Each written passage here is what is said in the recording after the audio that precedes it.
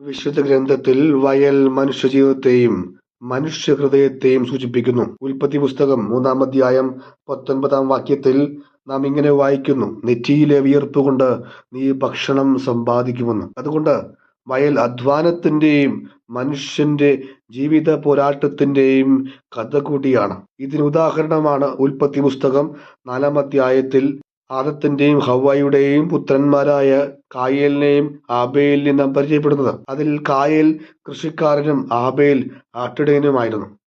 മനുഷ്യഹൃദയത്തിന്റെ പ്രതീകം കൂടിയാണ് വയൽ. ഈ ഹൃദയത്തിൽ നാം വിതയ്ക്കുന്ന വിത്തുകളാണ് നാളത്തെ വിളവ്. ദൈവവചനത്തിന്റെ വിത്ത് വിതച്ചാൽ കൃപയുടെ വിളവുണ്ടാകും. പക്ഷേ പാപത്തിന്റെ വിത്ത് വിതച്ചാൽ നാശത്തിന്റെ ഫലമാണ് നമുക്ക് ലഭിക്കുക.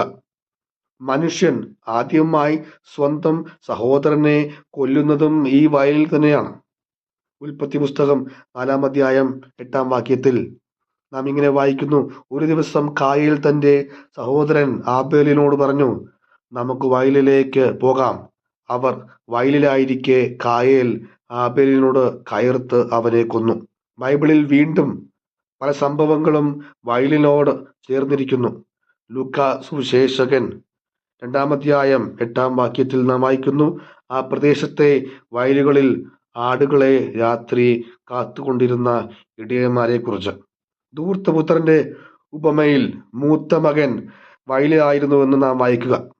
ലൂക്കായുടെ സുവിശേഷം 15-ാം അധ്യായം 25-ാം വാക്യം. ദൈവവിളിയും വയലുമായി ബന്ധപ്പെട്ടതാണ്. അവൻ ശിഷ്യന്മാരോട് പറഞ്ഞു, വിളവധികം, വേലക്കാരോ ചുരുക്കം. മത്തായിയുടെ സുവിശേഷം 9-ാം അധ്യായം 37-ാം വാക്യം. വിതക്കാരന്റെ ഉപമയിൽ യേശു മനുഷ്യഹൃദയത്തെ വയലുമായി താരതമ്യം ചെയ്യുന്നുണ്ട്. വചനം കേട്ട് ഗ്രഹിക്കുന്നവനാണ് നല്ല നിലത്ത് വീണ വിത്ത്. അവൻ 100 മേനിയും 60 മേനിയും 30 മേനിയും ഫലം പുറപ്പെടുവിക്കുന്നു. മത്തായിയുടെ സുവിശേഷം 13-ാം അധ്യായം 23-ാം വാക്യം.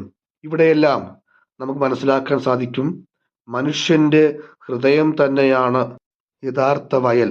കാരണം യേശു പറയുന്നു, ഹൃദയത്തിൽ നിന്നാണ് ദുശ്ചിന്തകൾ, കൊലപാതകം, പരസംഗം, വ്യഭിചാരം, മോഷണം, കള്ളസാക്ഷ്യം, പരദൂഷണം എന്നിവ പുറപ്പെടുന്നത്.